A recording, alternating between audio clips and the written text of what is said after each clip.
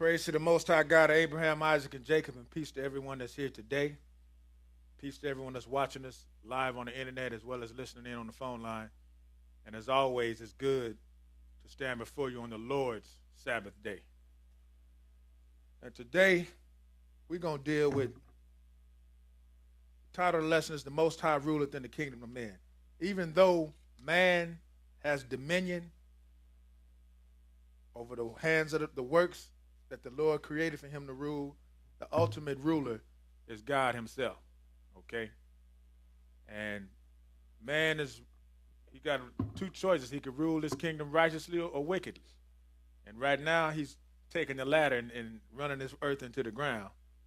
But that being said, the Lord is still in control.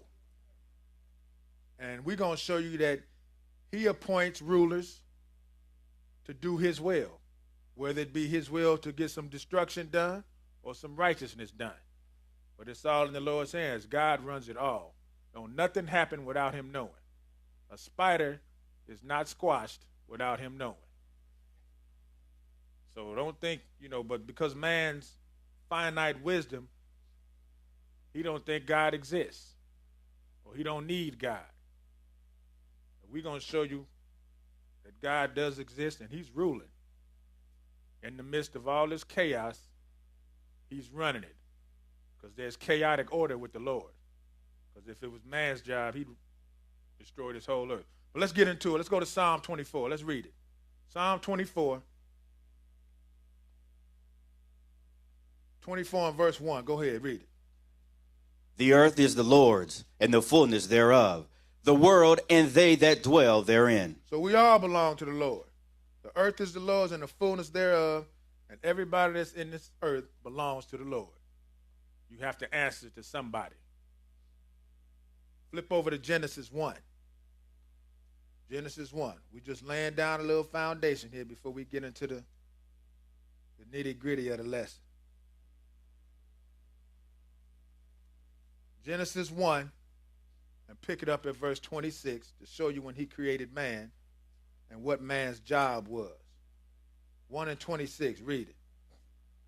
And God said, let us make man in our image after our likeness, and let them have dominion over the fish of the sea, and over the fowl of the air, and over the cattle, and over all the earth, and over every creeping thing that creepeth upon the earth. So God created man in his own image, and the image of God created he him, male and female created he them. So we have to always point out the Lord created male and female and told them to do what? Verse 28.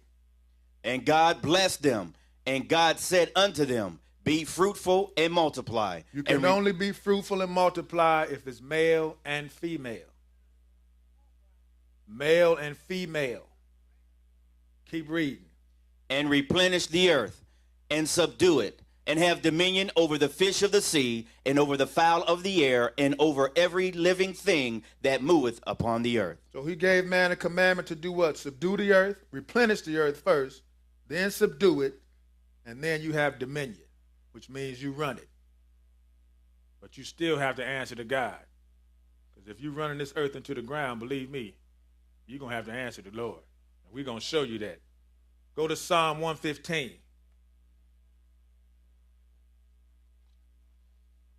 Psalm 115. And we're going to read a couple of verses here. Psalm 115. We're going to pick it up at verse 15. Okay, read it. Ye are blessed of the Lord, which made heaven and earth. The heaven, even the heavens, are the Lord's, but the earth hath he given to the children of men. So we read that in Genesis. He gave the earth to man to subdue it and have dominion. But man has jacked this world up. And the Lord is mad.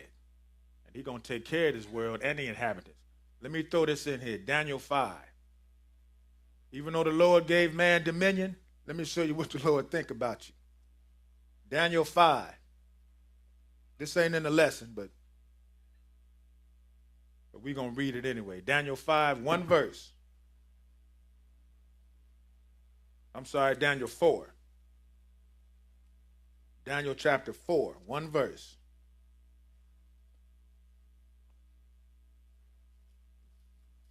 Wait a minute, let me get there. I should have been there before y'all. Daniel 4, one verse, verse 35. Read it. 35, go ahead. And all the inhabitants of the earth are reputed as nothing. So all the inhabitants of the earth are reputed as nothing to the Lord. Go ahead. And he doeth according to his will in the army of heaven and among the inhabitants of the earth. So he can do whatever he wants on this earth or even up in the heaven where the stars rest. He can do whatever he wants. Go ahead. And none can stay his hand. And you can't do nothing about it. Go ahead. Or say unto him, what doest thou? Or say to the Lord, what you doing, man? You can't say nothing because he run it. He can do whatever he want to do to whomever he chooses to do it to. Now let's go into Titus 3. Titus 3. The Lord is running it. He going to put in charge whoever he wants in charge. And you being a servant of the Lord have to respect that to a point to where if they decide to go against the commandments, that's when your wisdom comes in. Titus 3 and verse 1. He's going to tell you that. Titus 3 and 1. One verse. Okay, read it. Put them in mind to be subject to principalities and powers, to obey magistrates, to be ready to every good work. So keep in mind to be subject to principalities and powers, to obey magistrates, to be ready to do what? Every good work. But when they decide to do something crazy, don't you follow them. You got to maintain your status as a servant of the Lord. I don't care how many same-sex laws they pass. I ain't going along with it. Let's go to 1 Samuel. So who's ever in power, you have to respect them because the Lord put them there. But when they go crazy, don't you go crazy with them. You let the Lord deal with them, just like he dealt with Samuel. Samuel went crazy, and the Lord said, I'm sorry I made this dude king. But who made him king? The Lord did. Saul. 1 Samuel 15. Let's show you what happened to this cat. This was probably the worst thing that ever happened to Saul. He was cool as long as he wasn't king. Because you saw when he got made king what happened to him. The man lost his mind. 1 Samuel 15, and pick it up at verse 1. Okay, read it. Samuel also said unto Saul, the Lord hath sent me to anoint thee to be king over his people, over Israel. Now therefore hearken thou unto the voice of the words of the Lord. So who sent Samuel to anoint Saul? The Lord did. So who made Saul king? The Lord did. He put him in charge. And he told him, now listen to what the Lord got to say. Verse 2, read it. Thus saith the Lord of hosts, I remember that which Amalek did to Israel, how he laid wait for him in the way when he came up from Egypt. So the Lord, he got a long memory. He remembered what they did, what Amalek did to Israel way back in the wilderness. Now it's time for some payback. Go ahead, verse 3. Now go and smite Amalek and utterly destroy all that they have, and spare them not, but slay both man and woman, infant and suckling, ox and sheep, camel and ass. So if you want to learn how to wipe out a nation, this is how you do it. You kill everything. Don't even spare the children. But this is the Lord. He can do whatever he wants. And he anointed Saul to do just that. Go and kill Amalek, destroy everything, man, woman, infant, suckling, ox, sheep, camel, and ass, dog and cat, and whatever else is in there. Get rid of them. Skip down to verse 8. And he took Agag, the king of the Amalekites, alive, and utterly destroyed all the people with the edge of the sword. But Saul and the people spared Agag, and the best of the sheep, and of the oxen, and of the fatlings, and of the lambs, and all that was good, and would not utterly destroy them. But everything that was vile and refuse, they that they destroyed utterly. Now, I don't remember the Lord telling him to do that. He told him to get rid of everything. Don't say the good stuff. Get rid of all of it. Verse 11, read it. It repenteth me that I'm sorry, verse 10. Verse 10, go ahead. Then came the word of the Lord unto Samuel, saying, It repenteth me that I have set up Saul to be king, for he is turned back from the following me. He hath not performed my commandments. And it grieved Samuel, and he cried unto the Lord all night. So the Lord was upset. He was sorry that he made this dude king. Because if you're a king, if the Lord anoints you king, then you're supposed to do some righteous acts. You're supposed to follow the Lord. Not put your hand on the Bible and say some oath and do totally opposite of what you got your hand on. This is why we're in the situation that we're in. Nobody's following what thus saith the Lord. Everybody's going on what they feel and how the people feel. They're going with the majority. So he repented the Lord that he made him king, and Samuel was crying all night. Skip down to verse 22 and read it. Go ahead. And Samuel said, Hath the Lord as great delight in burnt offerings and sacrifices as in obeying the voice of the Lord? Behold, to obey is better than sacrifice, and to hearken than the fat of rams. For rebellion is as the sin of witchcraft, and stubbornness is as iniquity and idolatry. Because thou hast rejected the word of the Lord, he has also rejected thee from being king. So the same Lord that made you king, you just been fired from being king. It's a done deal for you, because you do not want to listen. 24, read it. And Saul said unto Samuel, I have sinned. Too late. It's too late now. Go ahead. For I have transgressed the commandment of the Lord and thy words, because I feared the people and obeyed their voice. Now therefore, I pray thee, pardon my sin, and turn again with me, that I may worship the Lord. It's too late. Now we know what David did, but David had a better standing with the Lord than Saul, because David committed adultery and killed the woman's husband. But the Lord put his iniquity away, but messed his house up. He didn't forgive Saul. He killed him and his household. So we don't know our standards with the Lord. So make sure you just don't be sinning. Because you don't know if the Lord, he may forgive you, but he ain't forgetting. There's payback for every sin you commit. It's payback. Get paid now rather than later. Because if you get paid later, it's lake of fire. So watch your behavior. Let's go to 26. Read that. And Samuel said unto Saul, I will not return with thee, for thou hast rejected the word of the Lord, and the Lord hath rejected thee from being king over Israel. So all the pleading in the world, you through, man. It's over. I need somebody else. Go right into chapter 16. So he got rid of this one king and went and got him another one. 16:1, read it. And the Lord said unto Samuel, How long wilt thou mourn for Saul, seeing I have rejected him from reigning over Israel? Fill thine horn with oil, and go, and I will send thee to Jesse the Bethlehemite, for I have provided me a king among his sons. So even though the Lord was through with him, Samuel wasn't, because he was crying for Saul all night, praying to the Lord, praying to the Lord. The Lord finally told him, look, stop asking me about Saul. I'm done with him. Go on down there. I got me another king. I want you anointed.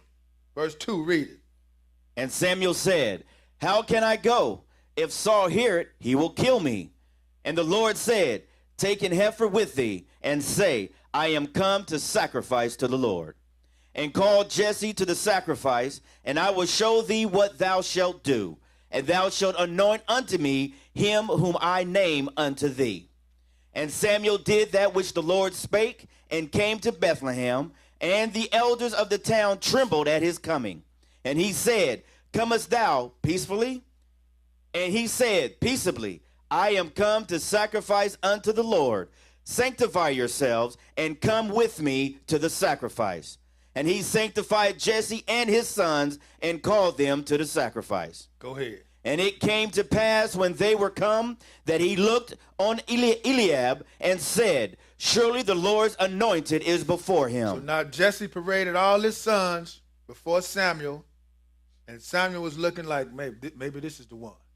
And he paraded all 6 of them. Keep going.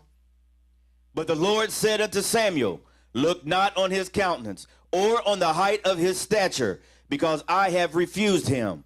For the Lord seeth not as man seeth, for man looketh on the outward appearance, but the Lord looketh on the heart. And that's what it is today. Everybody's looking on the outside. That song the Temptations made, beauty's only skin deep. That's true. But ain't nothing wrong with it, you know. Beauty's cool, but it's only skin deep. But man looks on the outside. A woman can be as beautiful as she want to be, but rotten on the inside. Once she open her mouth, just poison. And it all starts up here. If a mind ain't right, if the beauty don't go with the brain, keep walking. Especially if you smoke, too. That's one thing with me. I can't stand a woman that smokes. I don't care how good she looks. But anyway, keep reading. 8. Then Jesse called Abinadab and made him pass before Samuel. And he said, neither hath the Lord chosen this. Then Jesse made Shema to pass by. And he said, neither hath the Lord chosen this. Again, Jesse made 7 of his sons to pass before Samuel. And Samuel said unto Jesse, the Lord hath not chosen these. And Samuel said unto Jesse, are here all thy children? And he said, there remaineth yet the youngest, and behold, he keepeth the sheep. And Samuel said unto Jesse, send and fetch him, for we will not sit down till he come hither. So he had one more son, and David was out there tending the sheep. The youngest boy was tending the sheep. He was a shepherd. The shepherd is the lowest of the lowest jobs you can have, a sheep herder. But look what he did. Go ahead, verse 12. And he sent and brought him in. Now he was ruddy, and withal of a beautiful countenance, and goodly to look to. And the Lord said, arise, anoint him, for this is he. Then Samuel took the horn of oil and anointed him in the midst of his brethren. And the Spirit of the Lord came upon David from that day forward. So Samuel rose up and went to Ramah. So David got anointed king. The Lord chose David and anointed him king. And we know the rest of the story. David became one of the fiercest warriors that we ever had as a king. When Solomon inherited the kingdom, it was peace, because David had knocked off everybody, killed everybody. It was at peace. Everybody was scared of Israel, to the point to where Israel didn't have to fight no more. As long as Solomon was ruling, he ruled with wisdom. Let's go to 1 Kings chapter 12. 1 Kings 12, and let's look at this guy. Even though he got anointed king, or he became king of the northern tribes, it was always something the Lord had planned. The Lord don't do nothing without him. Let me put it another way. The Lord does everything. It's just that we don't know. Like, how could this person get elected president? It was in the plan. It's all planned, and the Lord knows exactly what he's doing. It's just that you don't know. But he knows exactly what he's doing, just like when he put this guy king. 1 Kings 12, verse 1, read it.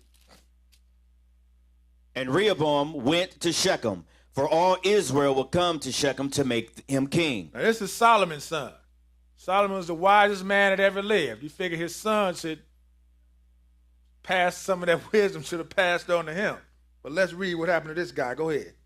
And it came to pass, when Jeroboam the son of Nebat, who was yet in Egypt, heard of it, for he was fled from the presence of King Solomon, and Jeroboam dwelt in Egypt, that they sent and called him. And Jeroboam and all the congregation of Israel came and spake unto Rehoboam, saying, thy father made our yoke grievous. Now therefore make thou the grievous service of thy father, and his heavy yoke which he put upon us lighter, and we will serve thee. And he said unto them, depart yet for 3 days, then come again to me. And the people departed. So they said to Rehoboam, look, your pops is pretty rough on us, man. You know, can you cut us a break? Just lighten up on us just a little bit. So he said, all right, give me 3 days and I'll give you an answer. Verse 6, go ahead. And King Rehoboam consulted with the old men. Now, he didn't talk to the elders. I mean, he consulted with the old men, but go ahead. That stood before Solomon his father while he yet lived, and said, how do ye advise that I may answer this people? So he talked to the old cats, and they told him, look, this is what you do to the people. Verse 7, go ahead. And they spake unto him, saying, if thou wilt be a servant unto this people this day, and wilt serve them, and answer them, and speak good words to them, then they will be thy servants forever. But he forsook the counsel of the old men, which they had given him, and consulted with the young men that were grown up with him, and which stood before him. So now the old dudes, the elders gave him some sound advice. That's like the young people today. Don't nobody want to listen to the old people. Just like teenagers think they know everything. Like they can outsmart their parents. Like their parents was just born grown. Like they wasn't never teenagers and did the same thing. So he didn't listen to the old cats. He listened to his boys that he grew up with. And what did they tell him? Go ahead. 9. And he said unto them, what counsel give ye that we may answer this people, who have spoken to me, saying, make thee the yoke which thy father did upon us lighter? And the young men that were grown up with him spake unto him, saying, thus shalt thou speak unto this people, and that spake unto thee, saying, thy father made our yoke heavy, but make thou it lighter unto us. Thus shalt thou say unto them, my little finger shall be thicker than my father's loins. And now whereas my father did lay you with a heavy yoke, I will add to your yoke. My father hath chastised you with whips, but I will chastise you with scorpions. Oh, that ain't what they wanted to hear. You said you thought my daddy was hard on you. I'm going to be more rougher than he is. But this is all in the Lord's hand. He is doing this. Skip down to verse 15. Keep going. I'm sorry. So Jeroboam and all the people came to Rehoboam the 3rd day, as the king had appointed, saying, come to me again the 3rd day. So now here they coming back. He told them to come back in 3 days for their answer, and here it is right here. Go ahead.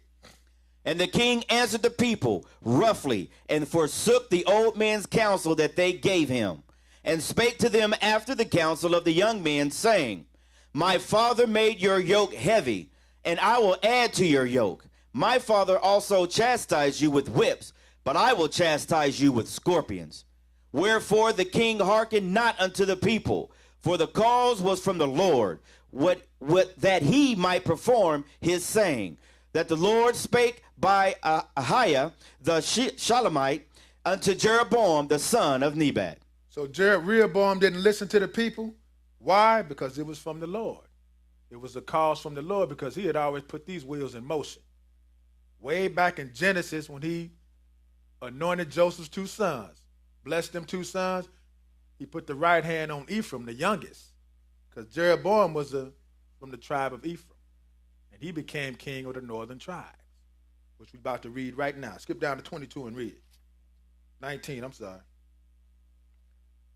So Israel rebelled against the house of David unto this day. And it came to pass, when all Israel heard that Jeroboam was come again, that they sent and called him unto the congregation, and made him king over all Israel. There was none that followed the house of David, but the tribe of Judah only. And when Rehoboam was come to Jerusalem, he assembled all the house of Judah, with the tribe of Benjamin, and 180,000 chosen men, which were warriors, to fight against the house of Israel, to bring the kingdom again to Rehoboam, the son of Solomon. Now you got this in-house fighting. Before they was united, and once Solomon died, it was over with. They started splitting and fighting each other. But remember, the Lord is the one that's orchestrating this, because he's ruling all this. He is the referee amongst all of this in-house fighting. Go ahead. 22. But the word of God came unto Shemaiah, the man of God, saying, speaking to Rehoboam, the son of Solomon, king of Judah, and unto all the house of Judah and Benjamin, and to the remnant of the people, saying, thus saith the Lord, Ye shall not go up, nor fight against your brethren, the children of Israel. Return every man to his house, for this thing is from me.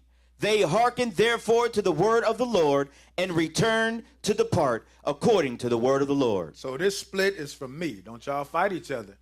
I'm orchestrating this. Keep reading. 25. Then Jeroboam built Shechem in Mount Ephraim, and dwelt therein, and went out from thence and built Peniel. And Jeroboam said in his heart, Now shall the kingdom return to the house of David. If this people go up to do sacrifice in the house of the Lord at Jerusalem, then shall the heart of this people turn again unto their Lord, even unto Rehoboam king of Judah, and they shall kill me, and go again to Rehoboam king of Judah. So you see the mindset of this cat? He said, look, if they go down and keep them high days, then they gonna be turned, their heart is gonna be turned for me, and Israel gonna be united again, and then they gonna kill me. But what is he gonna do? 28. Go ahead. Whereupon the king took counsel, and made 2 calves of gold, and said unto them, It is too much for you to go up to Jerusalem. Behold thy gods, O Israel, which brought thee up out of the land of Egypt. That is just plain, Israel is just nuts. They always want to make some cows. Go ahead. And he sent the one in Bethel, and the other he put in Dan. And this thing became a sin, for the people went to worship before the one, even unto Dan. And he made an house of high places, and made priests of the lowest of the people, which were not of the sons of Levi. So now this dude, he's going all out of order. But remember, this is the Lord's doing. He's the one that's orchestrating this. We read that. Go ahead. And Jeroboam ordained a feast in the 8th month, on the 15th day of the month, like unto the feast that is in Judah. And he offered upon the altar. So did he in Bethel, sacrificing unto the calves that he had made. And he placed in Bethel the priests of the high places which he had made. So now he's making up his own tabernacles. And making up his own priest. Anybody want to be a priest? You can be a priest. You can be a priest. Come on. 33, read it. So he offered upon the altar which he had made in Bethel the 15th day of the 8th month, even in the month which he had devised of his own heart, and ordained a feast unto the children of Israel. And he offered upon the altar and burnt incense. And all the people went for it. Wicked king, teaching the people wickedness, they're going for it. They went for everything that he had offered, and he just messed the people up. And if you can read it on your own, every king in the northern kingdom was wicked. All of them. And this guy, he was the first one. And he started it all. Let's go to Jeremiah 27. But the Lord made this man, Jeroboam, he made him king. The wheels was in motion. Because the Lord run it, I'm telling you. All the way down to the class president. Even the mayor. It wasn't no accident that Bush beat Gore. That was not an accident. That was the hand of the Lord, because Bush had to serve his purpose. Ain't no telling what Gore would have did when he was in there. You can speculate all you want. But Bush had to serve his purpose. The Lord fixed that. Jeremiah 27, verse 1. Read it. In the beginning of the reign of Jehoiakim, the son of Josiah, king of Judah, came this word unto Jeremiah from the Lord, saying, Thus saith the Lord to me, Make thee bonds and yokes, and put them upon thy neck, and send them to the king of Edom, and to the king of Moab, and to the king of Ammonites, and the king of Tyrus, and to the king of Zidon, by the hand of the messengers which come to Jerusalem unto Zedekiah, king of Judah. And command them to say unto their masters, Thus saith the Lord of hosts, the God of Israel, Thus shall ye say unto your masters, I have made the earth, the man, and the beast that are upon the ground, by my great power and by my outstretched arm, and have given it unto whom it seemed meet unto me. So this is the Lord. He's saying, look, I made the earth, the man and the beast that are up on the ground, and by my great power and my outstretched arm, and I'm going to give it to whoever I want to give it to. Keep reading. And now have I given all these lands into the hand of Nebuchadnezzar, the king of Babylon, my servant, and the beasts of the field have I given him also to serve him. So now I'm going to give my power to this guy, Nebuchadnezzar, king of Babylon. And y'all going to serve him. Go ahead. Verse 7, go ahead. And all nations shall serve him, and his son, and his son's son, until the very time of his land come. And then many nations and great kings shall serve themselves of him. So all nations is going to serve this king of Babylon, even to this day. They still serving him. Because he said his sons and his sons' sons, and the Lord called him my servant. So everybody that's serving this king of Babylon is playing their part out. Everybody. Daniel chapter 7, the Lord called it the Gentile dynasty. He called them 10 horns. He even called up the little horn. He told you what was going to happen to him and what he going to do. The wheels are in motion, people. People just don't have no understanding. They don't. The script is already written from the beginning to the end. We can read it. Every pope that's in office, from the time they started the papacy, has done their job. They have done their job. And they still doing it to this. Even this other guy that's in there, he's doing it too.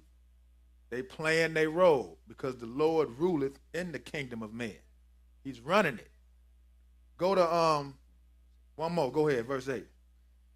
And it shall come to pass that the nation and kingdom which will not serve the same Nebuchadnezzar, the king of Babylon, and that will not put their neck under the yoke of the king of Babylon, that nation will I punish, saith the Lord, with the sword and with the famine and with the pestilence, until I have consumed them by his hand. So if you don't want to serve this king, then the Lord is going to do you in. Try and fight Papa. See what happened to you. You'll be a third world country. Let's go to Isaiah 19. So as long as everybody going along with the system, everybody can prosper. Because there's a lot of money to be made out there. Just go along with the system. Won't be no problem. Once you start bucking the system, now you got problems. You're going to have problems. But it's good to buck the system. Because if you go along with it, you're going to go right with them to the lake of fire. Isaiah 19. Pick it up at verse 1. Go ahead. The burden of Egypt, behold, the Lord rideth upon a swift cloud, and shall come unto Egypt, and the idols of Egypt shall be moved by his presence, and the heart of Egypt shall melt in the midst of it. And I will set the Egyptians against the Egyptians, and they shall fight every one against his brother, and every one against his neighbor, city against city, and kingdom against kingdom. And the spirit of Egypt shall fail in the midst thereof, and I will destroy the counsel thereof, and they shall seek to the idols, and to the charmers, and to them that have familiar spirits, and to the wizards. And the Egyptians will I give over into the hand of a cruel lord, and a fierce king shall rule over them, saith the Lord of hosts. So this is what the Lord going to do to Egypt. He's going to give them over to a fierce king, and he's going to rule over them. Go ahead, verse 5. And the waters shall fail from the sea, and the rivers shall be wasted and dried up. And they shall turn the rivers far away, and the brooks of the fence shall be emptied and dried up, and the reeds and flags shall wither. The paper reeds by the brooks, by the mouth of the brooks, and everything sown by the brooks shall wither, be driven away, and be no more. The fishers shall also mourn, and all they that cast angle into the brook shall lament, and they that spread nets upon the waters shall languish. Moreover, they that work in fine flax, and they that weave networks shall be confounded. and they shall be broken in the purposes thereof, all that make sluices and ponds for fish. Surely the princes of Zoan are fools. The counsel of the wise counselors of Pharaoh is become brutish. How say ye unto Pharaoh, I am son of the wise, the son of ancient kings? Who are they? Where are they wise men? And let them tell thee now, and let them know what the Lord of hosts hath purposed upon Egypt. The princes of Zoan are become fools. The princes of Noph are deceived. They have also seduced Egypt, even they that are the stay of the tribes thereof. The Lord hath mingled a perverse spirit in the midst thereof, and they have caused Egypt to err in every work thereof, as a drunken man staggereth in his vomit. So who messed over Egypt? The Lord did. He messed them all up. In-house fighting. All of a sudden, they so-called wise men don't know nothing. Just messed them all up. Let's go to Judges 9. So he sent that perverse spirit to mess them up. As a man, a drunken man, staggered in his own vomit. That's pretty messed up. If you that drunk that you slipping in your own vomit. Even some drunk men have some kind of sense. So they'd throw up somewhere else. But when you messed up so bad that you slipping in your own vomit, I don't know what to tell you. Judges 9. Let's look at this guy. Because the Lord sent that same spirit he sent to mess Egypt up, he messed this guy up too. Judges 9, verse 1. Read it. And Abimelech, the son of Jerubbaal, went to Shechem unto his mother's brethren, and communed with them, and with all the family of the house of his mother's father, saying, Speak, I pray you, in the ears of all the men of Shechem, whether is better for you, either that all the sons of Jerubbaal, which are 70 persons, reign over you, or that one reign over you? Remember also that I am your bone and your flesh. And his mother's brethren spake of him in the ears of all the men of Shechem all these words, and their hearts inclined to follow Abimelech, for they said, He is our brother. Now Abimelech, he was the son of, you can read chapter 8 on your own. He was the son of Gideon. And Gideon had 70 children, but he had one son by this concubine from another city. So Gideon died. Now Abimelech is pleading to his own side of the family, saying, look, you want 70 people to rule over you, or you just want one? And remember, I'm from among y'all. But go ahead. 4. And they gave him 70 pieces of silver out of the house of Beelberith, wherewith Abimelech hired vain and light persons which followed him. So he got some money out of this, wherever this house of Beelberith was, and hired him some gangsters. And let's see what they did. Go ahead. And he went unto his father's house at Oprah, and slew his brethren, the sons of Jerubbaal, being 70 persons, upon one stone, notwithstanding yet Jotham, the youngest son of Jerubbaal, was left, for he hid himself. So he killed 69 of his brothers, one at a time. But Jotham escaped. Go ahead. 6.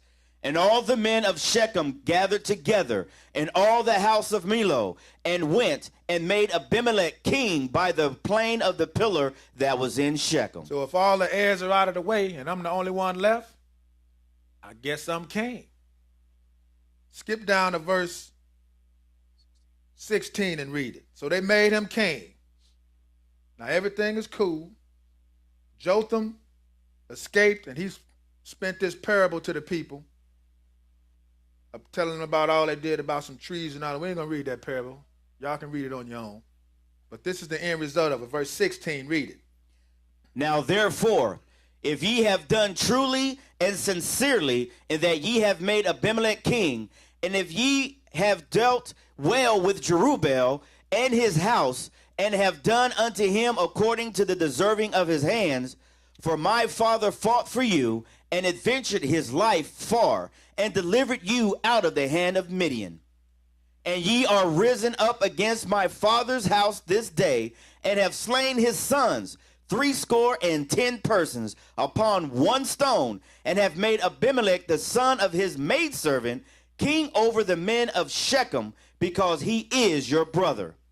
If ye then have dealt truly and sincerely with Jerubbaal and with his house this day, then rejoice ye in Abimelech, and let him also rejoice in you. So if y'all dealt truly by electing him king, if you did it the right way, then I'm all for it. Rejoice in what you did. Verse 20, but go ahead. But if not, let fire come out from Abimelech and devour the men of Shechem and the house of Milo, and let fire come out from the men of Shechem and from the house of Milo and devour Abimelech. But if y'all dealt treacherously, let fire come out and let the fighting begin. And it's all going to be in-house. Skip down to verse, well, keep reading. I'm sorry, keep reading. And Jotham ran away and fled and went to Beer and dwelt there for fear of Abimelech his brother. So after he spent that parable and told him what it meant, the dude was gone. But he didn't want to get killed. After he saw 69 of his brothers get killed, I ain't hanging around, because I know what's about to go down. Verse 22, read it. When Abimelech had reigned 3 years over Israel. 3 years. He was chilling for 3 years. What happened? Go ahead. Then God sent an evil spirit between Abimelech and the men of Shechem, and the men of Shechem dealt treacherously with Abimelech, that the cruelty done to the 60 sons of Jerubbaal might come, and their blood be laid upon Abimelech their brother, which slew them, and upon the men of Shechem, which aided him in the killing of his brethren. So the Lord sent that evil spirit, just like with the Egyptians. He sent that perverse spirit, and all this in-house fighting, he got this guy too. The same people that elected him king, which was his family members. Now everybody fighting each other and trying to kill him. The Lord knows what he's doing. Skip down to verse 56 and read it. Thus God rendered the wickedness of Abimelech, which he did unto his father, in slaying his 70 brethren. And all the evil of the men of Shechem did God render upon their heads, and upon them came the curse of Jotham, the son of Jerubbaal. Okay, let's go to 1 Kings 21.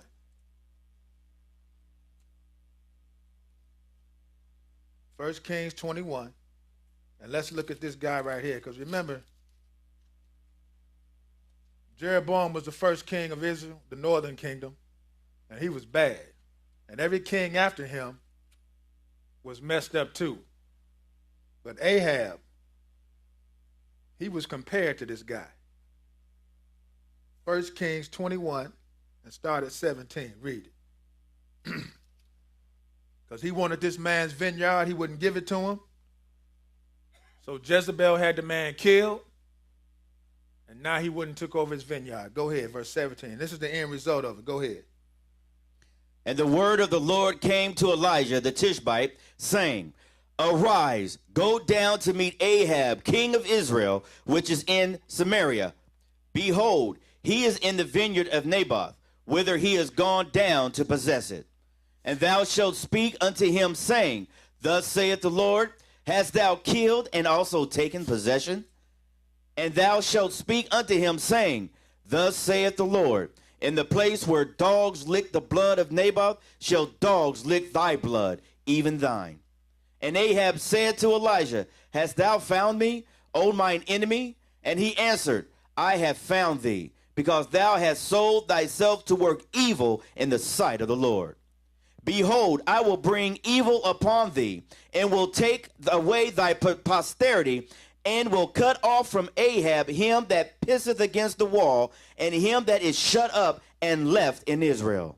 And will make thine house like the house of Jeroboam, the son of Nebat, and like the house of Baasha, the son of Ahijah, and for the provocation wherewith thou hast provoked me to anger, and made Israel to sin. So he told him, I'm going to make your house just like that of Jeroboam. You can read that on your own, what he told what was going to happen to Jeroboam. The same thing happened to Ahab.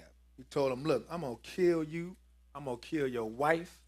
I'm going to kill all your sons because of what you did. Go ahead. 23.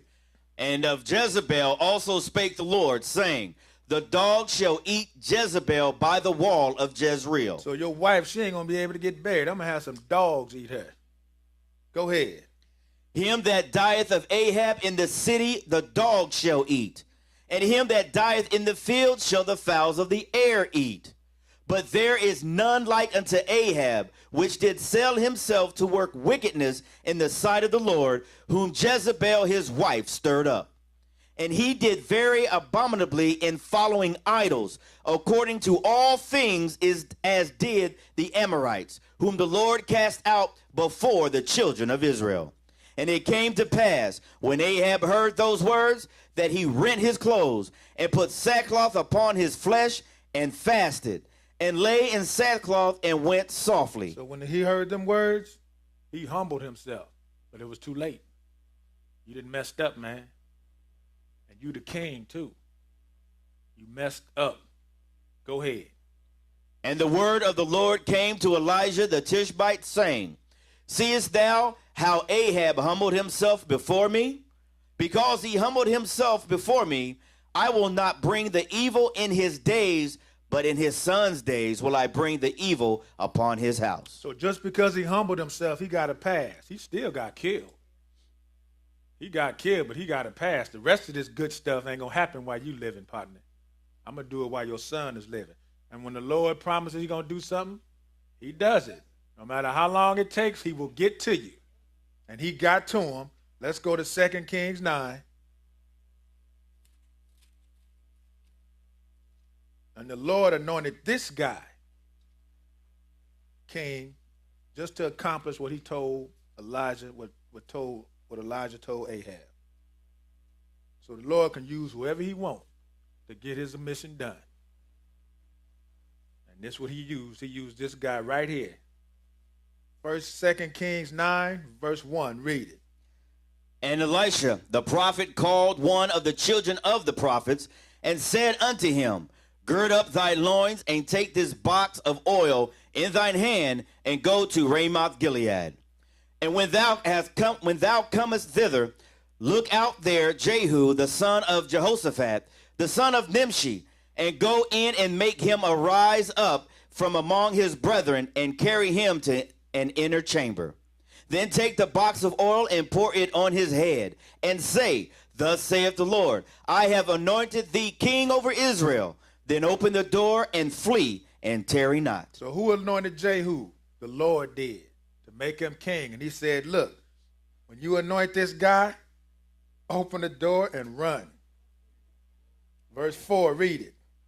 So the young man, even the young man the prophet, went to Ramoth Gilead. And when he came, behold, the captains of the host were sitting. And he said, I have an errand to thee, O captain. And Jehu said, Unto which of all of us? And he said, To thee, O captain.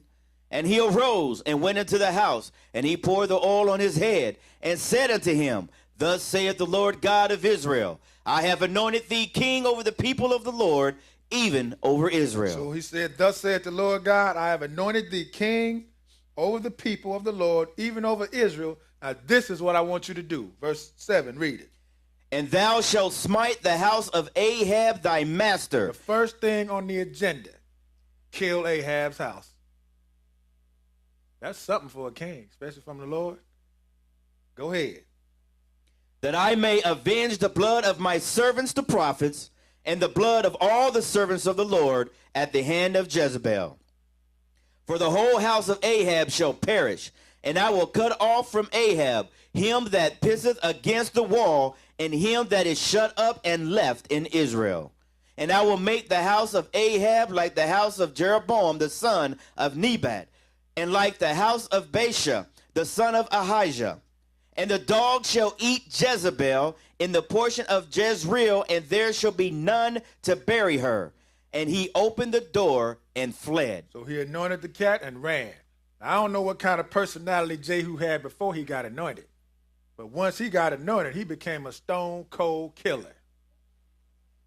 And he wasn't taking no prisoners, especially if he was related to Ahab. Skip down to verse 16 and read it. So he did exactly what the Lord anointed him to do. And he came in riding, like on the chariot. Go ahead, verse 16. So Jehu rode a chariot, and went to Jezreel, for Joram lay there, and Ahijah, king of Judah, was come down to see Joram. And there stood a watchman on the tower in Jezreel, and he spied the company of Jehu as he came, and said, I see a company. And Joram said, take in horsemen and send to meet them, and let him say, is it peace? So there went one on horseback to meet him, and said, thus saith the king, is it peace? And Jehu said, what hast thou to do with peace? Turn thee behind me. And the watchman told, saying, the messenger came to them, but he cometh not again. So he sent out a messenger to meet him, like, is it peace? And he was like, what you mean, is it peace? I'm on a mission, man. Ahab's family is still out there. Ain't no peace while they living. Go ahead. So there went one in a horseback to meet him, and said, thus saith the king, is it peace? And Jehu said, what hast thou to do with peace? And turn thee behind me. And the watchman told, saying, the messenger came to them, but he cometh not again. Then he sent out a second on horseback, which came to them and said, thus saith the king, is it peace? And Jehu answered, what hast thou to do with peace? Turn thee behind me. And the watchman told, saying, he came even unto them, and cometh not again. And the driving is like the driving of Jehu, the son of Nimshi, for he driveth furiously. Now Jehu getting upset. Now he getting mad. Every messenger that they sent him to him, he done killed him. They didn't come back. He killed him. Now he stepping up the pace. He trying to get that quickly. 21, read it. And Joram said, make ready. And his chariot was made ready, and Joram king of Israel and Hazael king of Judah went out, each in his chariot, and they went out against Jehu and met him in the portion of Naboth the Jezreelite. And it came to pass when Joram saw Jehu that he said, is it peace, Jehu?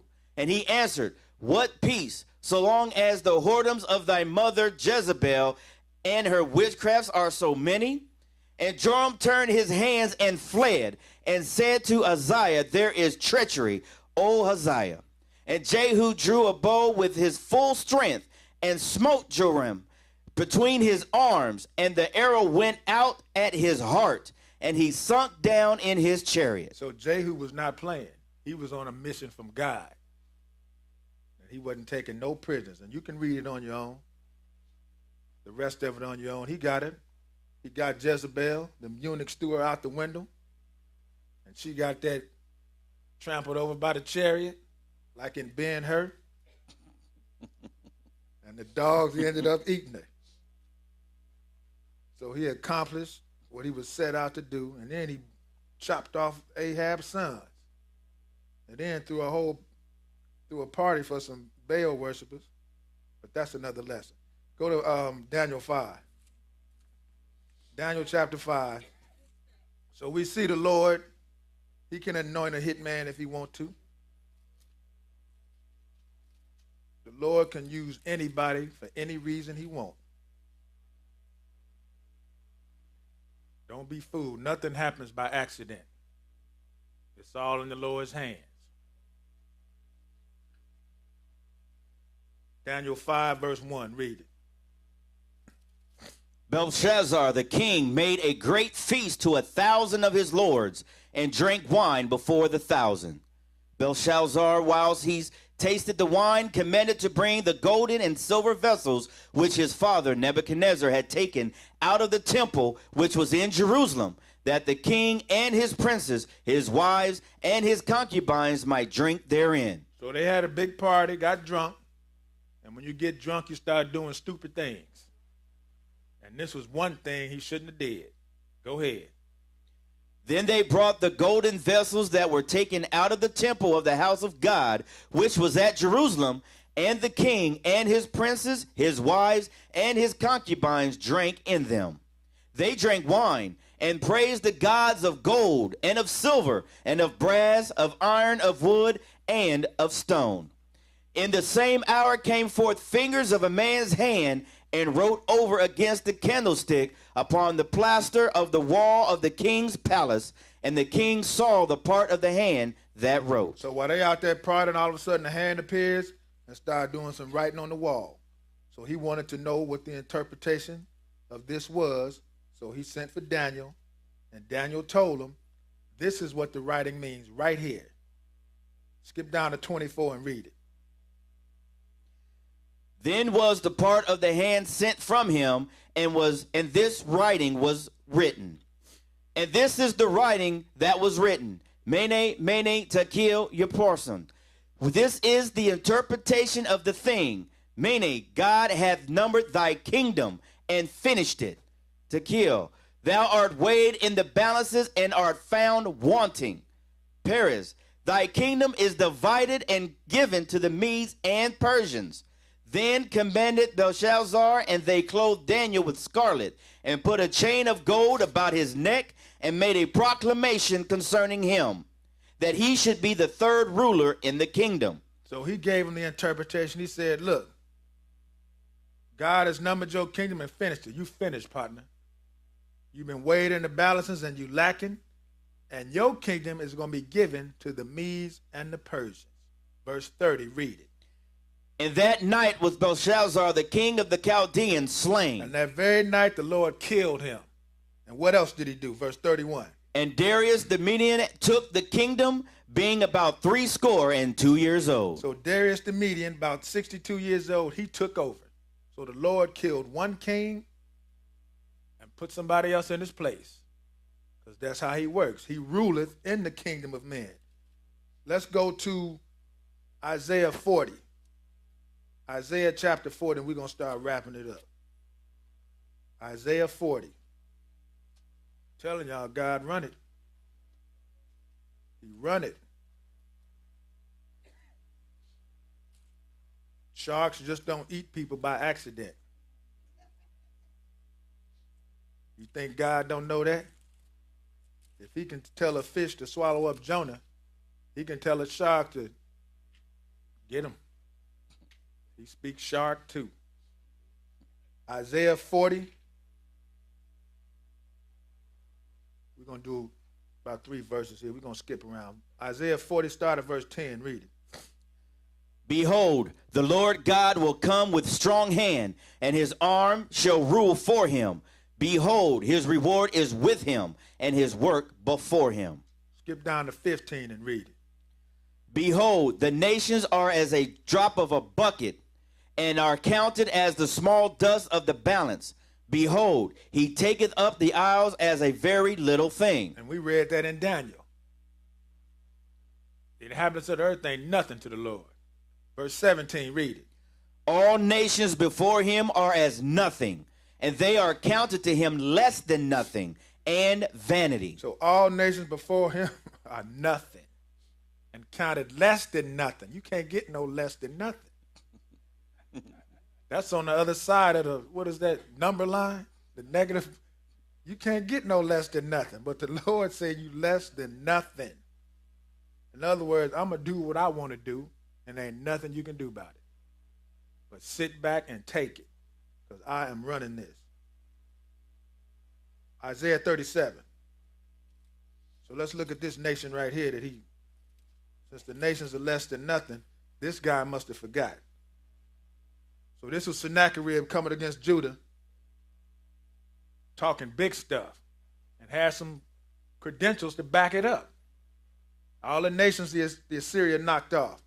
He was big-mouthing, boy, talking good stuff to Hezekiah and scared him real bad. Isaiah 37, pick it up at verse 1. Read it. And it came to pass, when King Hezekiah heard it, that he rent his clothes and covered himself with sackcloth and went into the house of the Lord. So all that stuff Rapshakeh was saying scared Hezekiah. And he's the king of Israel. You got the Lord on your side, man. Why you let this dude scare you? But he's just a man. You know, he gets scared too. But go ahead. And he sent Eliakim, who was over the household, and Shebna, the scribe, and the elders of the priests covered the sackcloth unto Isaiah the prophet, the son of Amoz. And they said unto him, Thus saith Hezekiah, this day is a day of trouble, and of rebuke, and of blasphemy, for the children are come to the birth, and there is not strength to bring forth. It may be the Lord thy God will hear the words of Rabshakeh, with whom the king of Assyria, his master, has sent to reproach the living God, and will reprove the words which the Lord thy God hath heard. Wherefore lift up thy prayer for the remnant that is left. So the servants of King Hezekiah came to Isaiah. So they was doing some heavy humbling. Because Assyria was not playing. They didn't play. So they had to pray to the Lord heavily. This is a day of trouble for us. Go ahead, verse 6. And Isaiah said unto them, Thus shall ye say unto your master, Thus saith the Lord, Be not afraid of the words that thou hast heard, wherewith the servants of the king of Assyria has blasphemed me.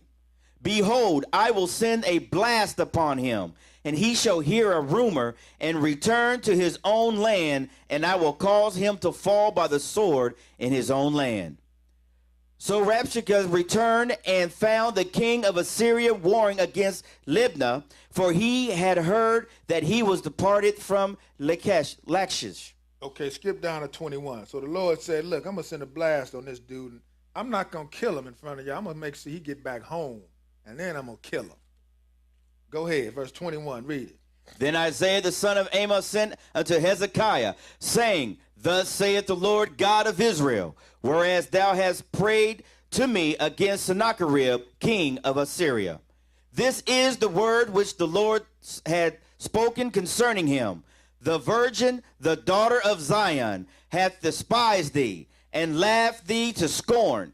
The daughter of Jerusalem hath shaken her head at thee. All nations are counted as nothing. Assyria is one of them. The Lord said, look, I'm laughing at you, man. I'm laughing at the Assyrian Empire. Please, go ahead. 23. Whom hast thou reproached and blasphemed? And against whom hast thou exalted thy voice, and lifted up thine eyes on high, even against the Holy One of Israel? Don't you know I'm the one that created the Assyrian Empire? I gave you your power. You better get real. You know who you talking about? Verse 24, read it. I'm sorry, skip down to 33. So this is what the Lord, he said, look, I'm laughing at you. And this is the final straw right here. He told Hezekiah this, 33, read it. Therefore, thus saith the Lord concerning the king of Assyria, he shall not come into this city. He ain't coming to this city. What else? Nor shoot an arrow there. He ain't going to even shoot an arrow. Go ahead. Nor come before it with shields, nor cast a bank against it. He ain't even getting close. Go ahead. By the way that he came, by the same shall he return, and shall not come into this city, saith the Lord. So he ain't going to set foot in this city. Go ahead. For I will defend this city to save it for mine own sake, and for my servant David's sake. So I'm going to defend this city for my own sake, and for my servant David. Go ahead.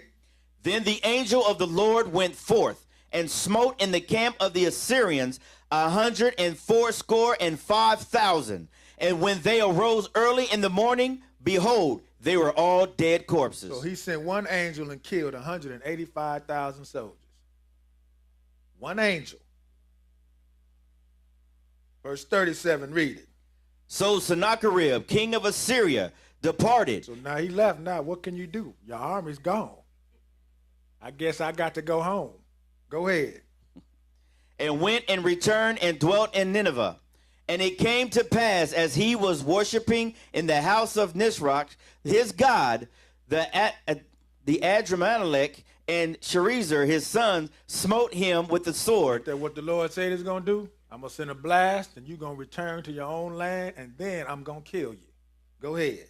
And they escaped unto the land of Armenia, and Esarhaddon, his son, reigned in his stead. So he killed Sennacherib the king, and he was replaced by his son.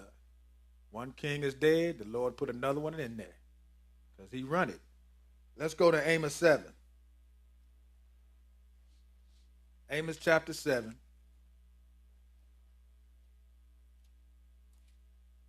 And we're going to pick it up at verse 14.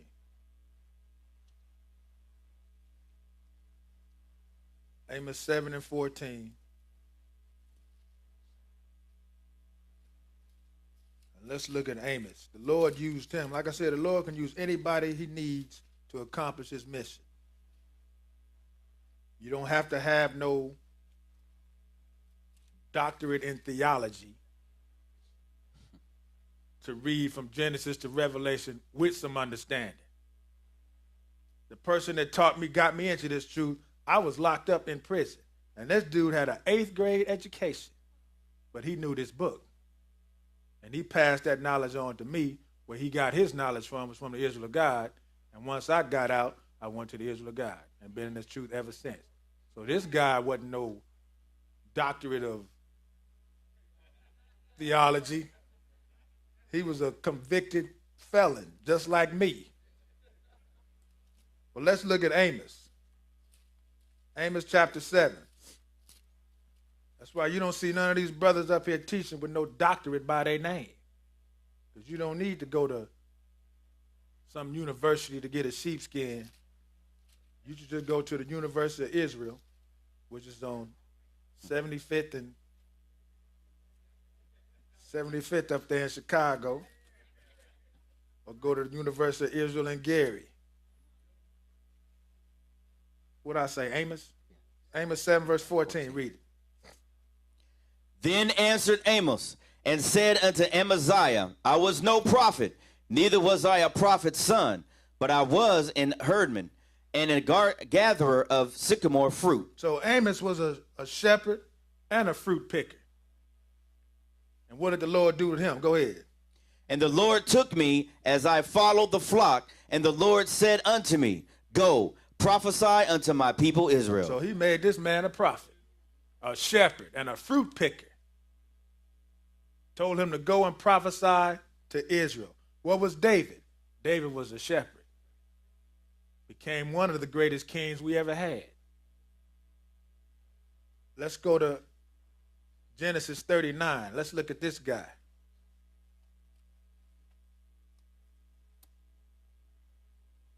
Genesis 39. The Lord can do whatever he wants to do.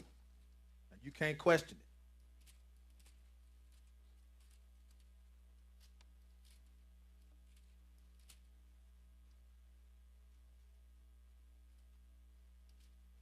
Genesis 39, and pick it up at verse 1. Okay, read it. And Joseph was brought down to Egypt, and Potiphar, an officer of Pharaoh, captain of the guard, an Egyptian, bought him of the hands of the Ishmaelites, which had brought him down thither.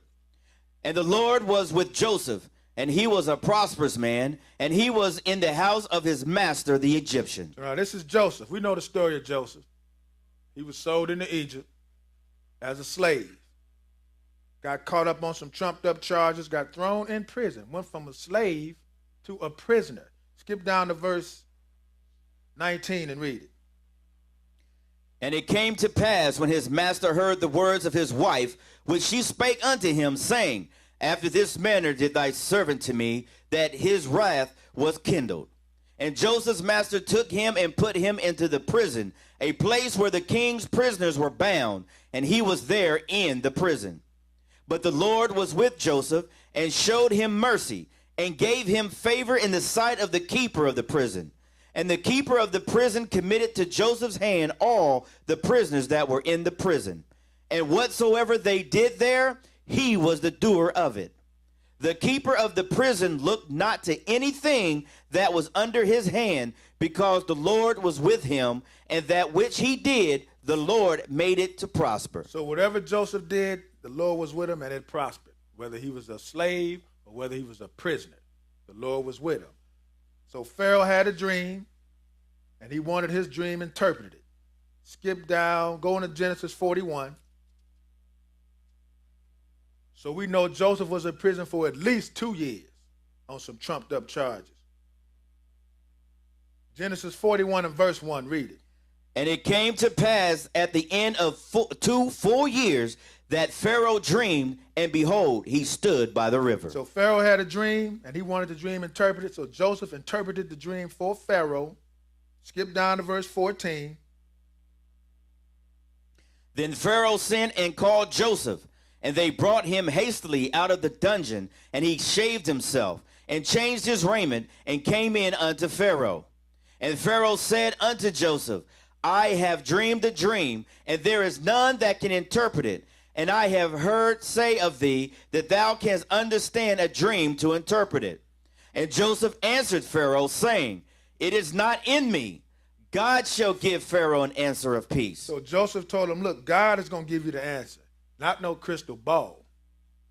Not your palm. Not no tarot cards. All the answers come from God. Skip down to verse 37. So he told him what the dream meant. And Pharaoh was happy. 37, read it. And the thing was good in the eyes of Pharaoh, and in the eyes of all his servants. And Pharaoh said unto his servants, Can we find such a one as this is, a man in whom the Spirit of God is? And Pharaoh said unto Joseph, Forasmuch as God hath showed thee all this, there is none so discreet and wise as thou art. Thou shalt be over my house, and according unto thy word shall all my people be ruled. Only in the throne will I be greater than thou. And Pharaoh said unto Joseph, See, I have set thee over all the land of Egypt. And Pharaoh took off his ring from his hand and put it upon Joseph's hand, and arrayed him in vestures of fine linen, and put a gold chain about his neck. And he made him to ride in the second chariot which he had. And they cried before him, Bow the knee, and he made him ruler over all the land of Egypt. So this man went from being a slave to a prisoner to vice president of Egypt. And he wasn't even an Egyptian citizen. Second in command of Egypt. But the Lord was with him. The Lord, this is orchestrated by the Lord. He's doing this. Keep reading. And Pharaoh said unto Joseph, I am Pharaoh, and without thee shall no man lift up his hand or foot in all the land of Egypt. Can you imagine all the hating that's going on at that time? Go ahead. And Pharaoh called Joseph's name Zaphnath-Paneah, and he gave him to wife Asenath, the daughter of Potiphar, priest of On. And Joseph went out over all the land of Egypt. You said that name pretty good, man. Go ahead. And Joseph was 30 years old when he stood before Pharaoh, king of Egypt. And Joseph went out from the presence of Pharaoh and went throughout all the land of Egypt. So here's a man that went from prisoner to being vice president. Let's look at somebody who had it all, got reduced to nothing, and then came back with power. Let's go to Exodus chapter 3. Let's look at Moses. Because Moses had it good in Egypt. Eating good, best clothes. But look what happened to him when the Lord picked him up. Exodus 3, verse 1. Read it. Now Moses kept the flock of Jethro, his father-in-law, the priest of Midian, and he led the flock of the backside of the desert and came to the mountain of God, even to Horeb. So Moses went from top dog in Egypt to a shepherd. I think that's a good resume because most of the prophets were shepherds, man. That might be a good resume to be a prophet, herd some sheep. Because that's what Moses was doing. He was herding sheep when the Lord found him. Verse 11, go ahead. And Moses said unto God, Who am I, that I should go unto Pharaoh, and that I should bring forth the children of Israel out of Egypt? So he was chosen by the Lord to go to Pharaoh and free the Israelites. But what was he doing? Herding sheep. Look at John the Baptist. He was called one of the greatest prophets. And he ran around eating locust and wild honey, and running around with camel skins on. A crazy man. But he is one of the greatest prophets. The Lord can use anybody he wants. You don't need no doctorate. All you got to know is what thus saith the Lord. Let's go to 1 Peter chapter 2. 1 Peter 2. You don't need no fancy car, no fancy suit, no fancy house. All you need is this Bible right here. And it ain't got to be fancy, because if you're using it, it's going to be falling apart. It's not to be sitting on the bookshelf on display. You're supposed to open it up and read it. It's supposed to be colored, highlighted, marks in it, falling apart because you're using it, duct taped.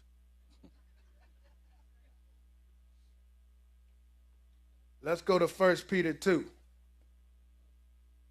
and pick it up at verse 13. 1 Peter 2 and 13, read it. Submit yourselves to every ordinance of man for the Lord's sake, whether it be to the king as supreme. So submit yourselves to every ordinance of man for the Lord's sake, whether it to be king as supreme. What else? Or unto governors, as unto them that are sent by him for the punishment of evildoers and for the praise of them that do well. Or unto governors, as unto them that are sent for the punishment of evildoers. The Lord will appoint whomever he wants to take care of his business. Let's go to 15, read it. For so is the will of God, that with well-doing ye may put to silence the ignorance of foolish men. Let's go to Matthew 17. So submit yourselves to every ordinance of man for the Lord's sake. Pay your taxes. Pay your taxes. That's one of the ordinances of man. There's no way around it. Even Jesus paid taxes. Matthew 17. The Lord put them people in that position for that reason, to create civil laws to govern the people, state laws to govern the people, and federal laws. Even though some of them is crazy, you just do the good ones. Submit yourselves to the good ones and stand up for the Lord. Because I'm telling you, they're trying to wipe this Bible out. People who just doing right, something is wrong with you. If you stand for something, you got a problem. It's like you have to go along with all this foolishness. But those of us that stand for something, they're trying to get us. Especially when it comes to this sodomy stuff. They are pushing that hard. They are pushing it hard. And when the head of state or your president goes along with it, it's a done deal. And he's a Hamite, and we know Ham was steeped in homosexuality. Sodom and Gomorrah was Hamites. And now we got a president that's a Hamite. What you think is going to change? He's going to go right along with it too. Matthew 17, 24, read it. And when they were come to Capernaum, they that received tribute money came to Peter and said, Doth not your master pay tribute? He saith, Yes. And when he was come unto the house, Jesus prevented him, saying, What thinkest thou, Simon? Of whom do the kings of the earth take custom or tribute? Or of their own children, or of strangers? Peter saith unto him, Of strangers. Jesus saith unto him, Then are the children free. Notwithstanding, lest we should offend them, go thou to the sea, and cast an hook, and take up the fish that first cometh up. And when thou hast opened his mouth, thou shalt find a piece of money, and that take and give unto them for me and thee. So Jesus even paid taxes. Give tribute to who's supposed to give them. Because the people who getting the taxes, they take it from the poor people, I'm telling you. They take it from the poor. They starving the poor and feeding the rich. That is backwards. And if you owe them, they will get you. They will get you, I'm telling you, so pay your taxes. Luke 17. Let's show you this real quick. Luke 17. 20, I'm sorry, Luke 20. And we almost done. Two more places. Luke chapter 20.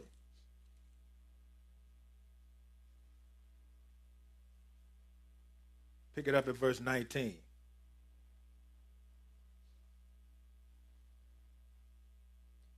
And the chief priests and the scribes the same hour sought to lay hands on him. And they feared the people, for they perceived that he had spoken this parable against them. And they watched him, and sent forth spies, which should feign themselves just men, that they might take hold of his words, that so they might deliver him unto the power and authority of the governor. So here these some undercover brothers, I guess. They faking to be righteous just so they could trip Jesus up. But he saw right through him. Go ahead, verse 21. And they asked him, saying, Master, we know that thou sayest and teachest rightly, neither acceptest thou the person of any, but teachest the way of God truly. Is it lawful for us to give tribute unto Caesar, or no? So he asked him, look, should we pay taxes, man? Is it lawful? What did Jesus say? Verse 23. But he perceived their craftiness, and said unto them, Why tempt ye me? So he saw right through him. Go ahead. Show me a penny. Whose image and superscription hath it? They answered and said, Caesar's. And he said unto them, Render therefore unto Caesar the things which are Caesar's, and unto God the things which be God's. So what's on our money? Give it back to them. Give them their tribute. Don't try to wiggle out of paying taxes. They will get you. If you don't pay Caesar, Caesar will seize your property. Caesar will take your last $3 out of your bank account. Caesar will lock you up.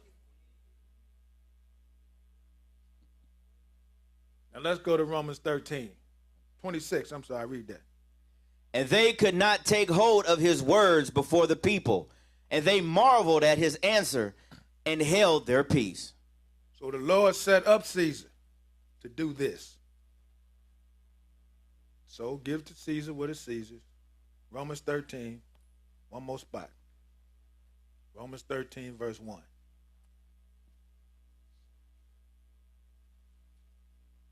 But the Lord, when he come back, he going to take Caesar down. Whole system, gone. He set him up, and he going to take him down. Why? Because we read it. We know exactly what's going to happen. Romans 13, verse 1, read it. Let every soul be subject unto the higher powers, for there is no power but of God. The powers that be are ordained of God. The powers that be are ordained from God, whether they be good or evil. He put them up there. We saw many examples of people he has put in power to do certain things. Joseph got into power to do what? Save the land, because it was going to be under some heavy famine. That's a good thing. He anointed Jehu to do what? Kill Ahab's household. Keep reading. 2. Whosoever therefore resisteth the power, resisteth the ordinance of God, and they that resist shall receive to themselves damnation. For rulers are not a terror to good works, but to the evil. Wilt thou then be afraid of the power? Do that which is good, and thou shalt have praise of the same. For he is the minister of God to thee for good. But if thou do that which is evil, be afraid. For he beareth not the sword in vain, for he is the minister of God, a revenger to execute wrath upon him that doeth evil. Go ahead. Wherefore ye must needs be subject, not only for wrath, but also for conscience sake. For this cause pay ye tribute also, for they are God's ministers, attending continually upon this very thing. Render therefore to all their dues, tribute to whom tribute is due, custom to whom custom, fear to whom fear, honor to whom honor. Okay, let's go to the last place, Daniel chapter 4. Daniel chapter 4. So Nebuchadnezzar had a dream. Daniel interpreted his first dream about the image. And then he had this other dream about some trees. So Daniel interpreted that dream for him, and this is what that dream meant. Daniel 4, and we're going to pick it up at verse 1. Daniel 4, verse 1. Okay, read it. Nebuchadnezzar, the king, unto all people, nations, and languages that dwell in all the earth, peace be multiplied unto you. I thought it good to show the signs and wonders that the high God hath wrought toward me. How great are his signs, and how mighty are his wonders. His kingdom is an everlasting kingdom, and his dominion is from generation to generation. I, Nebuchadnezzar, was at rest in mine house, and flourishing in my palace. I saw a dream which made me afraid, and the thoughts upon my bed and the visions of my head troubled me. So he had a dream, and none of his magicians and astrologers could interpret the dream. You can read the dream on your own. It's about some trees and stuff. But this is the interpretation of the dream. Maybe we should read it. We got time. Go ahead and read. Keep reading. Therefore made I a decree to bring in all the wise men of Babylon before me, that they might make known unto me the interpretation of the dream.